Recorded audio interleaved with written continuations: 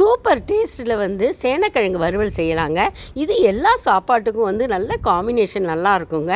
இது மாதிரி செஞ்சு பாருங்கள். இது வந்து தோலை சீவிட்டு அதுக்கப்புறம் நல்லா கழுவிட்டு ஸ்லைஸ் நல்லா நம்மளுக்கு வேணுங்கிற ஸ்லைஸில் மெல்லிசாக கட் பண்ணிக்கோங்க.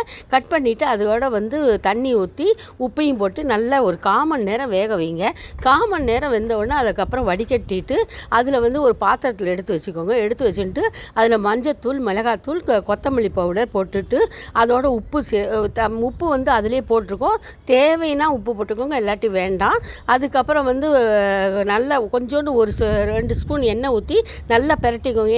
எதுக்கு எண்ணெய் ஊற்றுறோம்னா எல்லாம் ஒன்றா நல்லா பெரட்டும் போது நல்லாயிருக்கும். அதுக்காக தான் அது பெரட்டி வச்சுட்டு அதுக்கப்புறம் கடுகு, உளுத்தம்பருப்பு தாளிச்சிட்டு சோம்பும் தாளிச்சிட்டு இதை தூக்கி கொட்டி நல்லா பெரட்டினீங்கன்னா சிம்மில் வச்சு பெரட்டிங்கன்னா சூப்பராக மொறு டேஸ்ட்டில் உங்களுக்கு சேனக்கிழங்கு வறுவல். இதை செஞ்சு பாருங்கள். லைக் பண்ணுங்கள், கமெண்ட் பண்ணுங்கள், சப்ஸ்கிரைப் பண்ணுங்கள்.